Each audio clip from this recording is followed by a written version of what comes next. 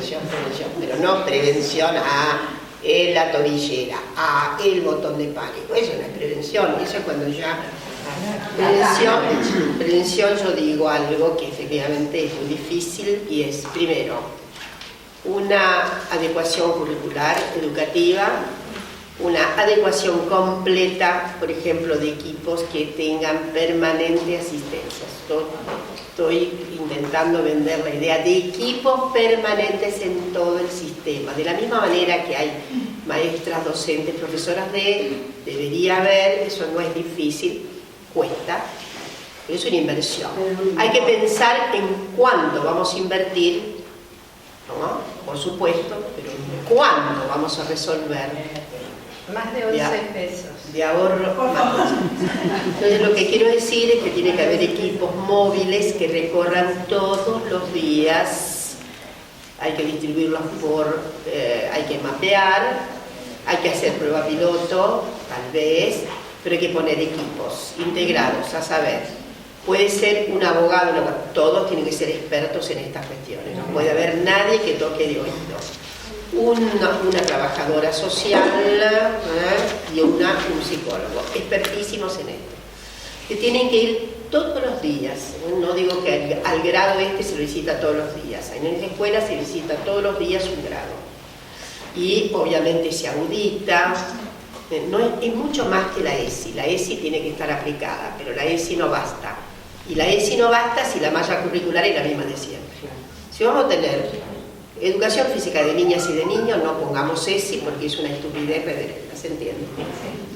Si al mismo momento que das la ESI con toda la categoría de análisis que te brinda la ESI y todo lo demás, y después resulta que la rutina es qué hacen las nenas, qué deben hacer las nenas, qué hacen los nenes, trayectos para niños, trayectos para niños, deporte de niñas, deporte de niños, es una locura.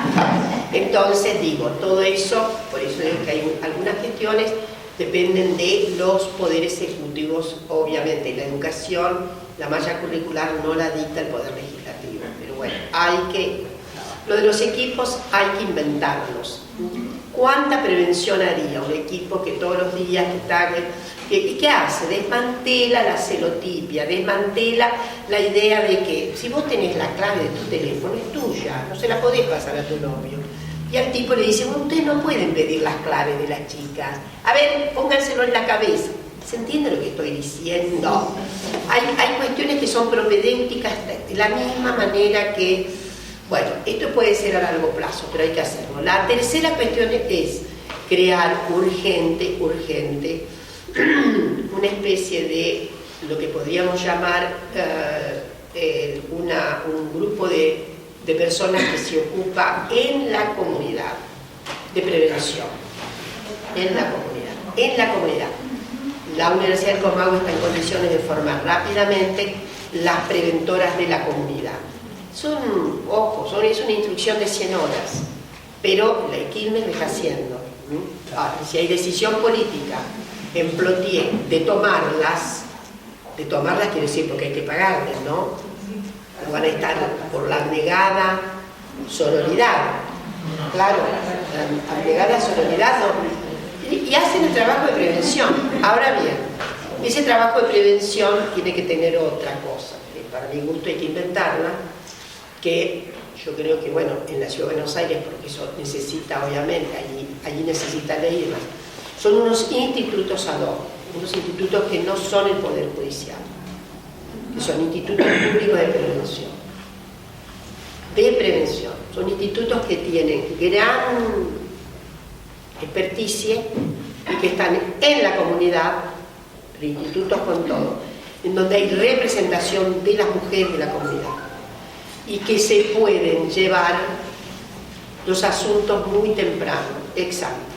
Y las fórmulas violentas que no consisten en delitos, porque los delitos hay que denunciar. Pero antes de llegar al delito hay fórmulas que de vez en cuando le levanta la mano, que de vez en cuando le dice esto, que de vez en cuando le grita. Bueno, hay situaciones evidentemente muy complejas para la resolución, hay otras menos, porque en realidad ahí está la cuestión. hay que comenzar por la población de más riesgo. Y la población de más riesgo no, seguramente no está en los barrios no mejor abastecidos. Aunque todas las mujeres tienen la misma posibilidad de riesgo, hay que pensar que algunas poblaciones tienen más riesgos. ¿Por qué?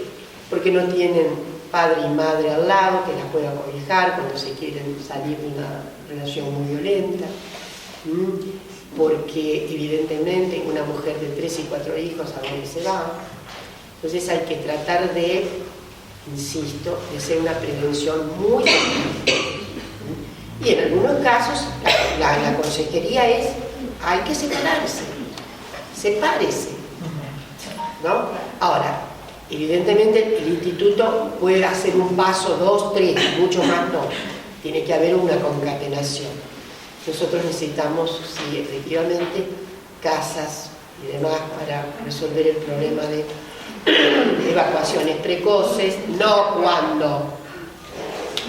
Este es el problema. Porque muchas personas se aguantan hasta casi el final. Sí, esto está muy estudiado, trabajamos por lo menos teóricamente. Hay un combustible muy raro acerca de esas adhesiones muy, como diré, en clima casi de enfermedad respecto al apego, pero hay que pensar que muchas mujeres aguantan por necesidad, porque no tienen dónde ir, es así. No tienen dónde ir, ni tienen, a ver, autorización en el propio contexto. A ver, ¿por qué? Porque el propio contexto les dice, ¿y a dónde vas a ir con el chico? Quédate. En la clase media eso es mucho menos posible, porque hoy un padre de clase media, un padre, no digo la madre, un padre que se entera que la chica está pasando mal, pero inmediatamente, estoy hablando de algo abstracto y obviamente estadísticamente apenas conjetural. ¿Está claro?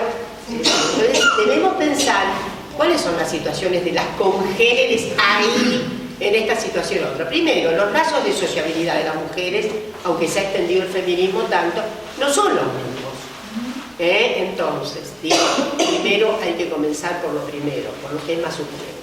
Estos institutos públicos también son caros, porque requieren, obviamente, la presencia, ahí sí, de un cuerpo jurídico, tiene que haber, para determinar si es delito o si no es delito, en todo caso, tiene que haber un cuerpo de expertas, y tiene que haber, obviamente, representación de la comunidad. Tiene que haber elección en la comunidad de los grupos de mujeres, que puedan cabildear. Y ahí sí yo me aproximo mucho a algo que de alguna manera Rita planteaba que, bueno, que era un poco, en las comunidades primitivas hay asambleas para tratar esto. Y una piensa, bueno, en las comunidades de estas nuestras, en donde hay posibilidad de hacer un cabildeo, en algunos casos, seguramente, se puede llamar al individuo en cuestión, se lo puede llamar, se lo puede hacer reflexionar, se lo puede persuadir de que eso no está bien. Es más, puede haber lo que yo llamo la quasi probation, que son esos autos de fe que puede haber, que son los pactos que puede haber. Bueno, esto lo va a hacer así, asado, etcétera, etcétera. Como ustedes ven, tengo imaginación muy fértil, pero no estoy segura de que todo pueda hacer. Pero los institutos, estos a los he estado batiéndome y es probable que podamos tener un instituto público de prevención. No es un juzgado. Nosotras tenemos que evitar la judicialización. Porque la judicialización, hay trabajos enormes hoy día. 7 países. Y entonces pasa lo mismo. La judicialización victimiza. No hay, ni siquiera en España, que hay juzgados para la violencia, las mujeres le ven la cara a la jueza. A veces la jueza, de vez en cuando, que las atiende, y algunas narran. Sí, la jueza especializada en violencia, ¿no? Alguna narra. Sí, la juez me sentó y me dijo, ¿y cómo demoró tanto tiempo en venir usted? ¿No? Entonces, esta es la lógica. La lógica es que hay una suerte de apercibimiento, y esto no es lo que queremos. En suma, y bueno, yo creo que la línea preventiva es fundamental. Y después podemos pensar en, bueno, nosotros tenemos una condición de posibilidad penal enorme. Tenemos el femicidio, tenemos tenemos maximizado entonces las penas. No es por ahí, las feministas no somos punitivistas. Frente a los varones violentos, la creación de dispositivos por parte del Estado para atender los términos más terapéuticos. Digo, es importante, debe haber. ¿Por qué? ¿Por qué pensamos que sí? La situación, el contexto demarcatorio de esas personalidades, porque evidentemente es el patriarcado el autorizador, y el patriarcado es todo, la universidad, el regimiento, los jueces, todo es, ¿eh? La educación. Entonces, quiero decir algo, nosotras tenemos cómo desalentamos eso, cómo se va, en fin, y ahí creo que tiene que haber sí una actividad muy importante de repedagogización. Las instituciones además pueden tener sus sistemas. Toda institución pública tiene que tener hoy protocolo, sí. De modo que hay una serie de cuestiones que no son solo, miren ustedes que por ejemplo el convenio 190 acordado por OIT, que es muy importante y que tiene que ser ratificado, espero que el próximo Congreso ratifique, es muy importante, porque toda la violencia laboral no es solo laboral, no es solo laboral, los acosos pueden darse, dice el convenio, aún en situaciones perilaborales. ¿Ah? Entonces yo digo, si hay protocolos, si cada institución trata en tiempo y forma y confidencialidad y puede aplicar, sí, sanciones mínimas y sanciones máximas. Pero bueno, yo conozco algunas universidades que han trabajado ya con el protocolo y que han hecho una punición absolutamente proporcional a la situación. A un machirulo no se le puede dar, digamos, no se lo puede eliminar del empleo simplemente a menos que su conducta haya sido obviamente gravemente delictiva, ¿no? Pero en fin, lo que sí la institución tiene que tomar. Yo he estado en 2 lugares en donde aplicamos, una en la propia CPM, en el Consejo Provincial de la Memoria. Ahí hubo que tratar a 2 personas. Y bueno, lo que se resolvió era sacarles el cargo de dirección, no sacarlos a la calle, en ningún caso. Eran 2 fórmulas diferentes de acoso y bueno, una persona no puede estar en la dirección de un grupo si es un acosador, eso es evidente, pero no se lo puede exonerar. Esto es lo que hay que saber. A veces hay una idea pero no. Y en el otro caso, con esto termino, en Quilmes hubo una simpática probation, una situación tonta, muy tonta de un chico que le puso era el grupo de gremialistas que estaban en una foto muchachas y él puso vayan a trabajar.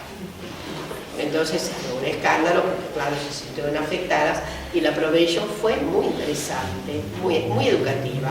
La lectura de un texto y la exposición pública del texto.